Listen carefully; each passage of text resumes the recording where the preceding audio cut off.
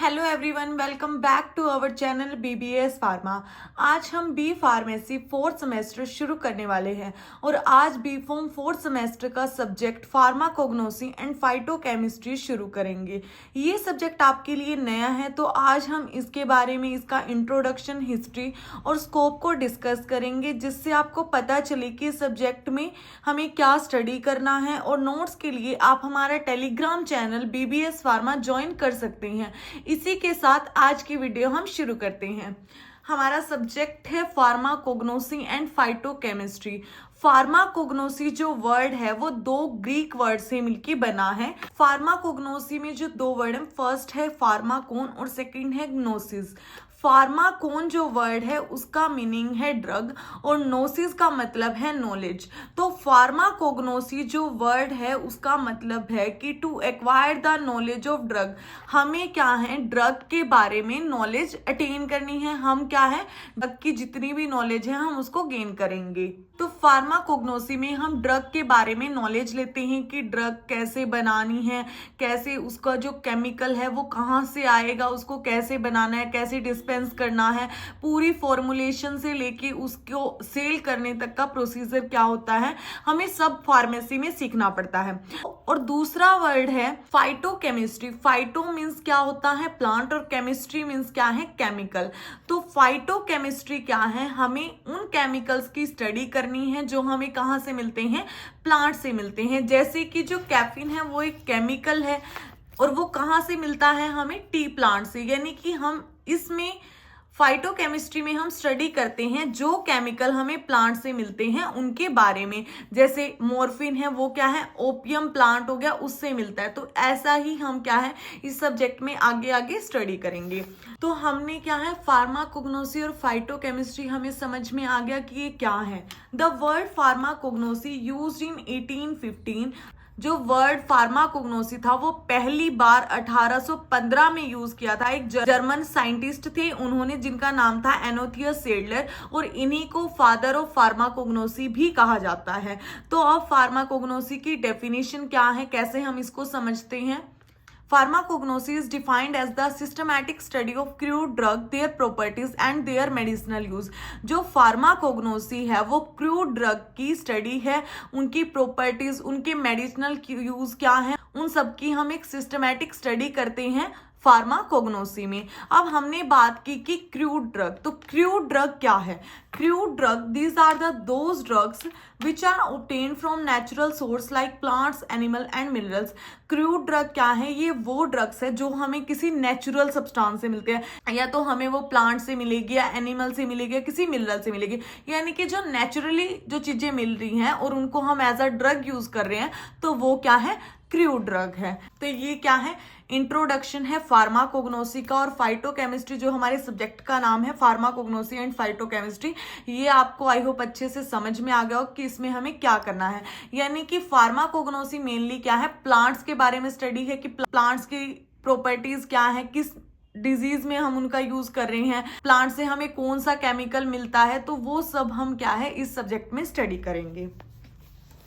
जैसे कि एग्जाम्पल है तुलसी लीव्स। जो तुलसी क्या है, एक नेचुरल सब्सटेंस है, तो ये क्या एज अ क्रूड ड्रग काम कर रही है कफ ट्रीटमेंट के लिए, कोल्ड बैक्टीरिया के लिए, कि जब भी हमें क्या होती है, खांसी जुकाम हो जाता है तो क्या करते हैं, या तो काढ़ा बनाते हैं उसमें हम तुलसी के पत्तों को डालते हैं, या चाय में तुलसी के पत्ते डाल के पीते हैं ताकि हमें क्या है रिलीफ मिल सके। The study includes drug name, habitat, collection, cultivation, macroscopy, microscopy, physical properties, chemical constituent, therapeutic action and their use.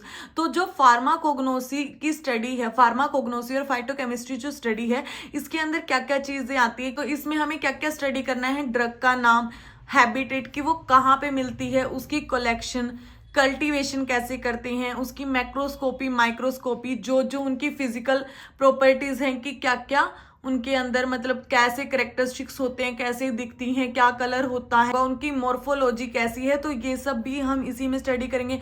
उसके अलावा जो उनके केमिकल कॉन्स्टिट्यूएंट है यानी कि एल्कनोइड, टर्पिनोइड क्या उसमें प्रेजेंट है, उनका थेरेपेटिक एक्शन क्या है, मतलब कौन सी डिजीज में हम उनका यूज कर सकते हैं, ठीक है, और उनके जो भी यूज होंगे वो सब हम इसमें स्टडी करेंगे। History and development of pharmacognosy, pharmacognosy की क्या हिस्ट्री रही, कैसे इसकी डेवलपमेंट हुई, तो वो सब हम इसमें देखेंगे।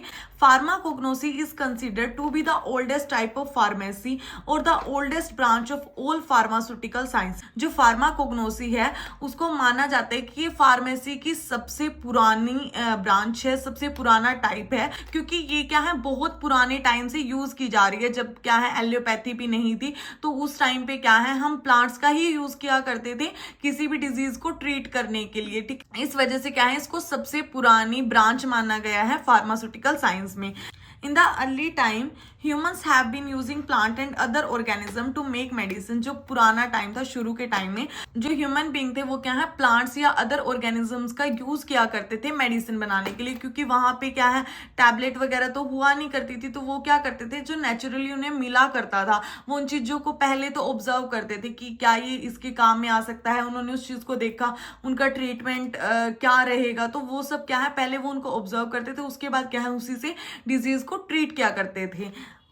The early man treat illness और इंजरी बाय यूजिंग प्लांट्स। जो पहले के टाइम में ह्यूमन बीइंग थे वो क्या करते थे, इलनेस अगर उन्हें कोई बीमारी हुई है, उन्हें कोई चोट लग गया, तो वो प्लांट का यूज किया करते थे उसको ट्रीट करने के लिए। And they acquired knowledge of medicinal properties of plant by using guess work और ट्रायल। जो उन्हें अब कहाँ से नॉलेज आती थी कि ये जो प्लांट है ये इस डिजीज को ट्रीट करने के लिए काम आएगा, इसको हम कफ में यूज कर सकते हैं, इसको फीवर के टाइम पे यूज कर सकते हैं, अगर चोट लगी तो इसका यूज करना है। तो वो कहाँ से ये नॉलेज लेते थे, पहले वो इस पे कोई मतलब गैस वर्क करेंगे, ट्रायल करते थे, ठीक है, तो उसके बिहाफ पे उन्हें क्या है नॉलेज हो जाती थी कि ये क्या है, हाँ यहाँ पे यूज होगी। So the use of plants for medicinal purpose started long before any form of record. ये जो प्लांट्स का यूज था वो बहुत पहले से चला आ रहा है, जब हमें पता भी नहीं था, मतलब उसके बारे में कोई रिकॉर्ड भी नहीं है, ये इतने पुराने टाइम से चलता आ रहा है प्लांट्स का यूज करके डिजीज को ट्रीट करने का। इसकी हिस्ट्री में जो फर्स्ट है वो है इन एनिसेंट एरा की। एनिसेंट एरा में कैसे कैसे फार्माकोग्नोसी की क्या हिस्ट्री रही। तो एनिसेंट एरा में क्या है, सबसे पहले सैनंग थे 2700 बीसी के टाइम। सैनंग जो थे वो एम्परर थे चाइना के। ही रोड द पेंटिसाओ और नेटिव हर्बल। इन्होंने एक बुक लिखी थी जिसका नाम था पेंटिसाओ या फिर नेटिव हर्बल इसका नाम था। It consist 365 drugs such as ginseng, cinnamon bark etcetera. तो इन्होंने क्या है जो इनकी ये बुक थी ये क्या है पूरी की पूरी ड्रग से रिलेटेड ही थी। इन्होंने उस बुक में 365 ड्रग को लिखा था जिसमें सिनामोन बाग, जिनसेंग जैसी बहुत सारी अलग अलग तरह के प्लांट थे और उनकी प्रॉपर्टीज और उनके यूज उसमें लिखे हुए थे। 1 drug for each day of the year. तो इन्होंने जो 365 ड्रग थी तो इन्होंने क्या कहा कि एक ड्रग जो है वो एक दिन के लिए, मतलब कि साल के हिसाब से इन्होंने हर दिन के लिए अलग अलग ड्रग को लिखा गया था। नेक्स्ट इनके बाद आए थे जो हिप्पोक्रेटस थे। ये हुए थे इनका बर्थ था 460 बीसी में और थे ये 377 बीसी तक। Hippocrates is known as father of medicine. Hippocrates को फादर ऑफ मेडिसिन के नाम से जाना जाता है। His literature consist 360 medicinal plant like garlic. तो इन्होंने जो अपने लिटरेचर लिखे थे, जो आर्टिकल वगैरह हुआ करते थे, तो उनमें इन्होंने 360 मेडिसिनल प्लांट के बारे में बताया है, जैसे कि गार्लिक वगैरह। Hippocrates is also famous for his oath. जो ये हिप्पोक्रेटस थे ये फादर ऑफ मेडिसिन तो हैं, लेकिन इसके अलावा ये अपने ओथ जो ये शपथ होती हैं उनके लिए भी फेमस थे। तो इनका भी इन्होंने इतनी सारी मेडिसिनल प्लांट के बारे में बताया। उससे पहले सैनंग ने भी 365 ड्रग के बारे में बताया था। तो ये क्या है, इन्होंने फार्माकोग्नोसी में एक बहुत बड़ा योगदान दिया था। इसके बाद आई थियोफ्रेस्टस जो थी 372 287 बीसी तक। He is known as father of botany. इनको फादर ऑफ बॉटनी के नाम से भी जाना जाता है due to his extensive writing on plant, क्योंकि इन्होंने प्लांट्स के बारे में बहुत कुछ बताया था। इन्होंने डिटेल में प्लांट्स के बारे में लिखा था। स्टडी प्लांट किंगडम, इन्होंने प्लांट किंगडम की स्टडी की। Plants are categorized in one of his publication. जो इनकी पब्लिकेशन थे उन एक पब्लिकेशन में क्या है इन्होंने प्लांट्स को कैटेगराइज्ड किया था और प्लांट्स के बारे में, प्लांट्स की कैटेगरी को डिफाइन क्या, उनकी क्लासिफिकेशन, सब कुछ क्या है इन्होंने बताया था, उनके यूज क्या क्या है। उसके बाद आए थे अराइस्टोटले और थियोफ्रेस्टस, दोनों ही क्या है बैचमेट थे, इन्होंने एक साथ स्टडी की थी। जो थियोफ्रेस्टस इन्होंने प्लांट किंगडम पे स्टडी की और जो अराइस्टोटले थे इन्होंने एनिमल किंगडम पे स्टडी की। अराइस्टोटले वाज अ फिलोसफर, ये एक फिलोसफर थे and is known for his writing on animal kingdom, और ये जाने जाते हैं जो इन्होंने एनिमल किंगडम के बारे में लिखा था उसके लिए, क्योंकि इन्होंने क्या है एनिमल किंगडम को डिटेल में बताया था। ये थे 384 टू 322 BC तक। Aristotle is known as father of biology, Aristotle को फादर ऑफ बायोलॉजी के नाम से भी जानते हैं। फादर ऑफ बायोलॉजी कौन है? अराइस्टोटले। स्टडी एनिमल किंगडम, जो अराइस्टोटले थे उन्होंने क्या है एनिमल किंगडम के ऊपर स्टडी की थी, उनके बारे में बताया था, उनकी क्लासिफिकेशन की, क्लासिफाई एनिमल्स। इन्होंने क्या है वर्टिब्रे, इनवर्टिब्रे और अर्थोपोड्स के ग्रुप बनाए और उनको क्या है उनके बीच में क्या रिलेशन है, एनिमल किंगडम का एक ग्रुप दूसरे ग्रुप से कैसे रिलेट करता है, क्या उनके बीच में रिलेशन है, उसके बारे में भी इन्होंने बताया था। ठीक है। उसके बाद हैं डॉक्टर चंद्रकांत कोटके, ये क्या है फादर ऑफ इंडियन फार्माकोग्नोसी के नाम से हम इनको जानते हैं। ये फार्मेसी काउंसिलिंग ऑफ इंडिया के प्रेसिडेंट भी रह चुके हैं और इन्होंने क्या है 7 बुक पब्लिश करवाई थी फार्माकोग्नोसी या फार्मेसी फील्ड से रिलेटेड। उसके बाद आते हैं CA Seydler, referred as the father of pharmacognosy. जो सीए सैडलर है इन्हें फादर ऑफ फार्माकोग्नोसी कहा जाता है पूरे वर्ल्ड में। He was a German botanist, ये जर्मन बोटेनिस्ट थे और मेडिकल स्टूडेंट थे जिन्होंने फार्माकोग्नोसी वर्ड का पहली बार यूज किया था 1815 में। एक बुक के अंदर इन्होंने अपनी एक बुक लिखी थी, उसके अंदर फार्माकोग्नोसी वर्ड का पहली बार यूज किया गया था। उसके बाद आते हैं gallon, a Greek pharmacist, he worked on extraction of chemical constituent from the plant.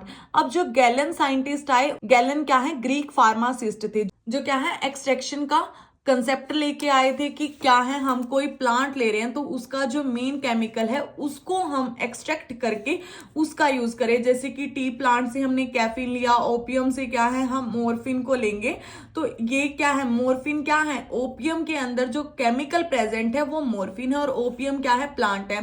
जैसे कि टी है वो प्लांट है और कैफीन क्या है इसका केमिकल है। तो इन्होंने क्या है एक्सट्रैक्शन का कंसेप्ट दिया था कि हम क्या है प्लांट के अंदर जो केमिकल प्रेजेंट होता है उसको एक्सट्रैक्ट करके उसका यूज करें।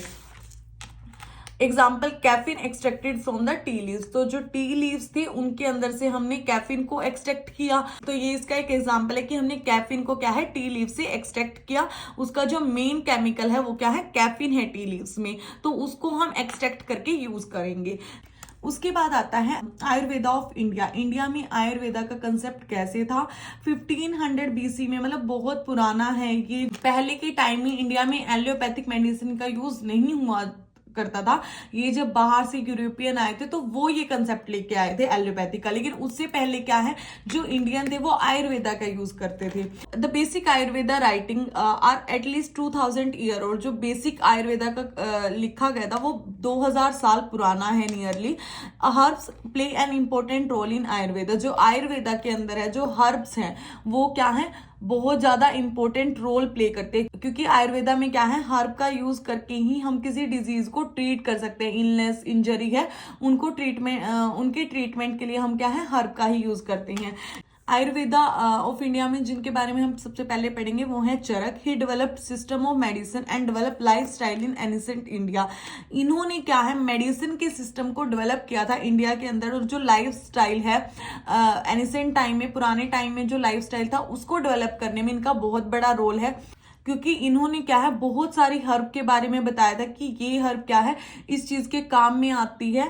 ही डिस्क्राइब अबाउट 582 हर्ब, इन्होंने 582 हर्ब्स के बारे में बताया था। He was the one of principal contributor to Ayurveda, तो आयुर्वेदा में क्या है ये एक बहुत बड़े कॉन्ट्रीब्यूटर थे जिन्होंने क्या है आयुर्वेदा को और स्ट्रॉन्ग बना दिया था, क्योंकि इन्होंने क्या आयुर्वेदा में हर्ब का बहुत सारी हर्ब के बारे में बताया जिससे क्या है डिजीज को ट्रीट करना, इंजरी को ट्रीट करना हमें थोड़ा आसान लगने लगा था। चरक के बाद जो है आयुर्वेदा में मेन इंपॉर्टेंट रोल प्ले किया था सुश्रुता ने। He is the author of Sushruta Samhita. ये क्या है सुश्रुता संहिता संस्कृत में लिखी गई किताब है जिसके ऑथर कौन थे सुश्रुता थे। Sushruta is known as father of surgery. जो सुश्रुता थे ये एक ऋषि थे, फादर ऑफ सर्जरी के नाम से भी जाना जाता है। जो पहली प्लास्टिक सर्जरी थी वो काशी में हुई थी, महर्षि सुश्रुता ने की थी। Also he explain nearly 600 herbal remedies. इन्होंने क्या है 600 के करीब नुस्खे बताए थे, जिससे क्या है डेली लाइफ में बहुत इंप्रूवमेंट आया था। आयुर्वेदा में क्या है सुश्रुता और चरक का बहुत इंपॉर्टेंट रोल था, जिसकी वजह से क्या है जो बहुत सारी हर्ब का यूज करके हमने डिजीज इलनेस को ट्रीट करना शुरू किया था। नेक्स्ट हमारा है मॉडर्न एरा। वो तो बात हमने की एनिसेंट एरा में कि पुराने टाइम में क्या। अब जो मॉडर्न एरा आया उसमें क्या कुछ हुआ था फार्माकोग्नोसी से related. It is the era of pure component. ये एरा था प्योर कंपोनेंट का। इसमें क्या है हम पहले तो क्या करते थे, डायरेक्ट हमने कोई भी प्लांट उठाया और उस पूरे के पूरे प्लांट का यूज करना शुरू कर दिया।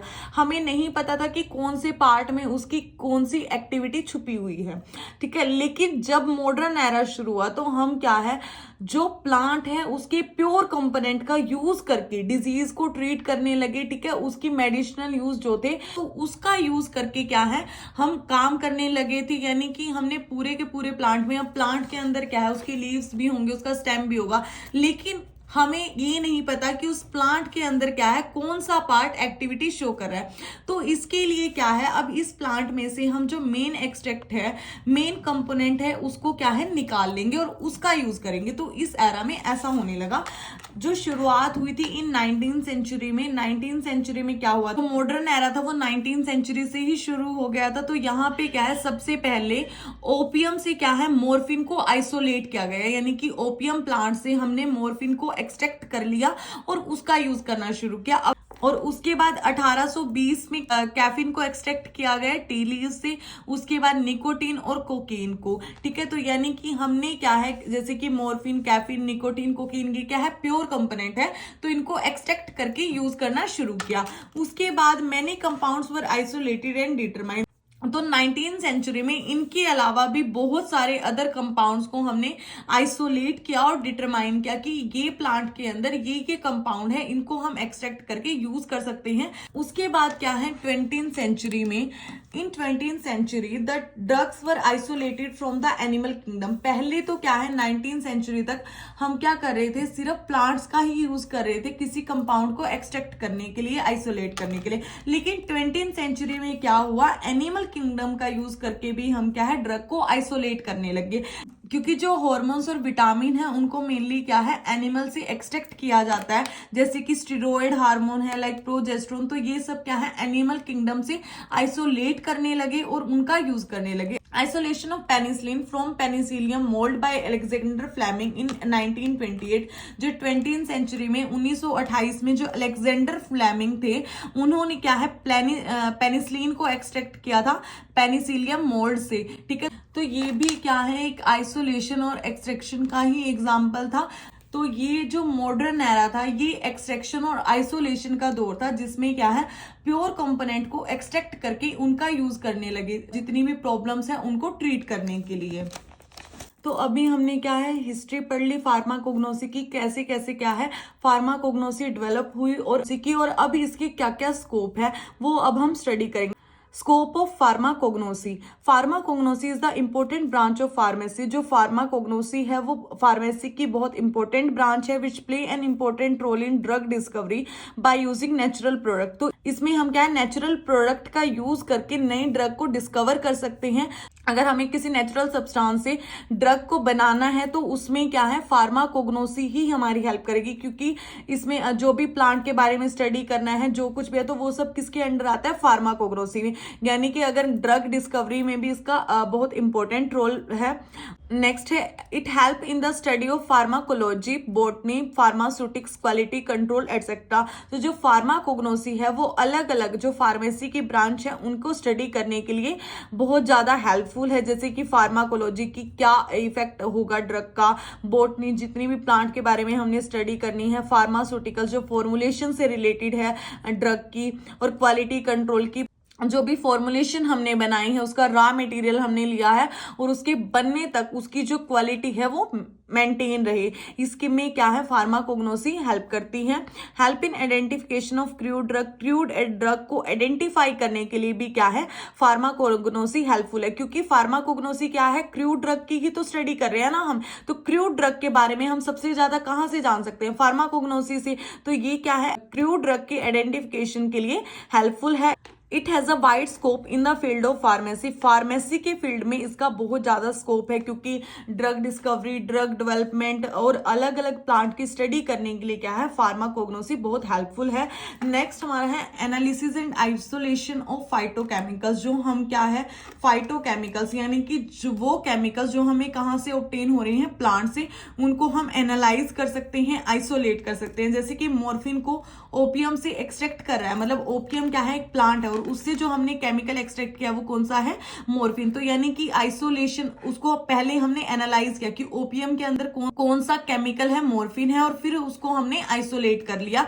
And also helpful in studying of their clinical use, तो जो भी प्लांट है प्लांट के अंदर केमिकल है उनके क्लिनिकल यूज क्या है उनको स्टडी करने के लिए फार्माकोग्नोसी बहुत हेल्पफुल है।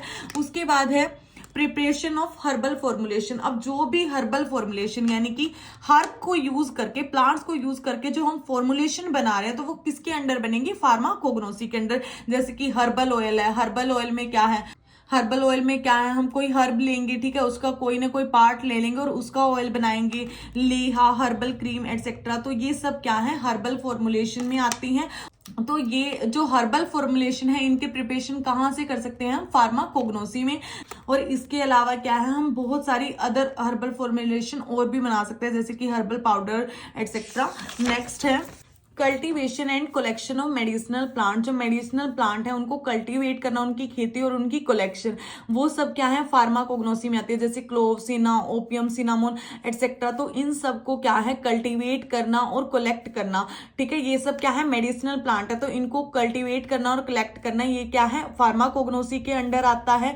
नेक्स्ट है बायोसिंथेटिक पाथवे इन्वेस्टिगेशन, तो फार्माकोग्नोसी बायोसिंथेटिक पाथवे इन्वेस्टिगेशन में भी हेल्पफुल है। पहले ये जान लेते कि ये होता क्या है। अभी हमने पढ़ा कि जो कैफीन है वो कहाँ से एक्सट्रैक्ट हुआ था, टी लीव से हुआ था। तो अब क्या है जो टी लीव से कैफीन जो एक्सट्रैक्ट हुआ है, आइसोलेट हुआ है, तो ये किस पाथवे से क्या है एक्सट्रैक्ट हुआ है, कैसे ये फॉर्म हुआ है, तो वो सब क्या है बायोसिंथेटिक पाथवे इन्वेस्टिगेशन में आता है। ये दो तरह से हो सकता है, प्राइमरी मेटाबोलाइट और सेकेंडरी मेटाबोलाइट। जो प्राइमरी मेटाबोलाइट है वो ग्रोथ के लिए रिस्पॉन्सिबल होते हैं, मेनली क्या है ग्रोथ में इन्वॉल्व होंगे, जैसे कि carbohydrate, lipid, protein, nucleic acid का यूज किया जाएगा। और दूसरे क्या है सेकेंडरी मेटाबोलाइट जो डिफेंस मैकेनिज्म के लिए प्रोड्यूस होते हैं, जैसे कि एल्कलॉइड, स्टेरॉइड और एसेंशियल ऑयल। तो बायोसिंथेटिक पाथवे इन्वेस्टिगेशन के लिए भी फार्माकोग्नोसी हेल्पफुल है कि जो एक्सट्रैक्शन हुई है, जो कोई कंपाउंड है वो कैसे बना है, तो उसके बारे में भी हम फार्माकोग्नोसी में स्टडी करते हैं। नेक्स्ट है preparation of journal tonic and stimulant, तो इसमें क्या है हम जो जर्नल टॉनिक है या कोई स्टिमुलेंट है तो वो क्या करेंगे, उनकी प्रिपरेशन के बारे में हम फार्माकोग्नोसी में स्टडी करते हैं, जैसे कि this help in increase immunity such as tulsi, ashwagandha etcetera. तो ये जो जर्नल टॉनिक या स्टिमुलेंट होते हैं ये क्या करते हैं हमारे शरीर की एक्टिविटी को, मे बी इम्यूनिटी हो गई तो इनको क्या है बढ़ाने के लिए हेल्पफुल होते हैं। तो जैसे कि तुलसी है, तो जो तुलसी है वो क्या है इम्यूनिटी को इंक्रीज करती है, ठीक है। और अश्वगंधा क्या होता है पावर के लिए मेनली यूज की जाती है, तो ये क्या है इम्यूनिटी को इंक्रीज करने के लिए, बॉडी की एक्टिविटी को बढ़ाने के लिए इनको बनाया जाता है। तो ये भी क्या है फार्माकोग्नोसी में आते हैं, क्योंकि इनको क्या है हम नेचुरल सब्सटेंस से ही बनाते हैं। नेक्स्ट हमारा है स्ट्रक्चरल एक्टिविटी रिलेशनशिप, यानी कि सार क्या होता है। अब ये कोई भी कंपाउंड है तो उसके स्ट्रक्चर के बेस पे उसकी क्या बायोलॉजिकल एक्टिविटी है उसको हम प्रेडिक्ट करते हैं, उसको बताते हैं, ठीक है। यानी कि किसी कंपाउंड के मोलिकुलर स्ट्रक्चर के बेस पे हम ये देखेंगे कि उसकी बायोलॉजिकल एक्टिविटी क्या क्या है, वो सब हम क्या है सार में स्टडी करते हैं। इस कंपाउंड के अंदर क्या है कोई ग्रुप प्रेजेंट है, मान लो OH क्या है, तो ये क्या है अल्कोहल को रिप्रेजेंट कर रहा है, तो इसकी वजह से इसकी क्या एक्टिविटी होगी ये हमें पता चल जाएगा। ऐसे ही क्या है हम फार्माकोग्नोसी में नेचुरल सब्सटेंस के लिए इसको स्टडी करते हैं। जो ट्यूबेरोटाक्सीफेरिन है इनके अंदर मसल रिलैक्सेंट प्रॉपर्टीज होती हैं because of quaternary ammonia group की वजह से, क्योंकि इनके अंदर क्या है क्वाटरनरी अमोनिया ग्रुप प्रेजेंट होगा जिसकी वजह से ये दोनों क्या है मसल रिलैक्सेंट प्रॉपर्टीज शो करते हैं। तो इनके स्ट्रक्चर के बेस पे क्या है इसकी वजह से इन्होंने ये वाली एक्टिविटी शो की है। तो ये हमें पता चल जाता है। Pharmacognosy is essential for evolution of new medicine. जो फार्माकोग्नोसी है वो नई मेडिसिन के एवोल्यूशन के लिए बहुत ज्यादा इंपॉर्टेंट है, एसेंशियल है, because crude drugs are use for preparation of doses form. क्योंकि जो अब क्या है प्रेजेंट टाइम में क्रूड ड्रग का यूज करके यानी कि उन सब्सटेंस का यूज करके जो क्या है हमें नेचुरली मिल रहा है उनका यूज करके डोजेस फॉर्म बनाई जा रही है बहुत ज्यादा, और as a source of therapeutically active substance. यानी कि क्रूड ड्रग को या तो हम डोजेस फॉर्म को बनाने के लिए यूज करें या फिर ये क्या है थेरेप्यूटिक एक्टिव सब्सटेंस के सोर्स की तरह यूज की जा रही है। क्योंकि क्रूड ड्रग क्या है उनका कोई ना कोई थेरेप्यूटिक एक्शन आ रहा है, तो इसी वजह से क्या है अलग अलग प्रॉब्लम्स को ट्रीट करने के लिए इनका क्या है यूज किया जा रहा है। तो इसीलिए क्या है फार्माकोग्नोसी बहुत ज्यादा एसेंशियल है। Natural product act as model for synthesis of new drugs. जो नेचुरल प्रोडक्ट है यानी कि जो भी हमें नेचुरली मिल रहे हैं तो वो क्या है नई ड्रग को बनाने के लिए एज अ मॉडल काम कर रहे हैं। Example cocaine is the model for local anaesthetic. क्योंकि जो कोकेन है उसका वो एज अ एनेस्थीसिया वर्क करता है, तो उसको क्या है लोकल एनेस्थेटिक ड्रग बनाने के लिए हम कोकेन का यूज कर रहे हैं, वो एज अ मॉडल काम कर रहा है। तो इसी वजह से क्या है जो कोकेन क्या है वो मॉडल का काम कर रहा है लोकल एनेस्थेटिक ड्रग बनाने के लिए। इसी के साथ आज की हमारी वीडियो यहीं खत्म होती है। आई होप आप सबको आज का टॉपिक अच्छे से समझ आया हो। ऐसे ही और वीडियो के लिए हमारे चैनल को सब्सक्राइब करें। Thank you everyone.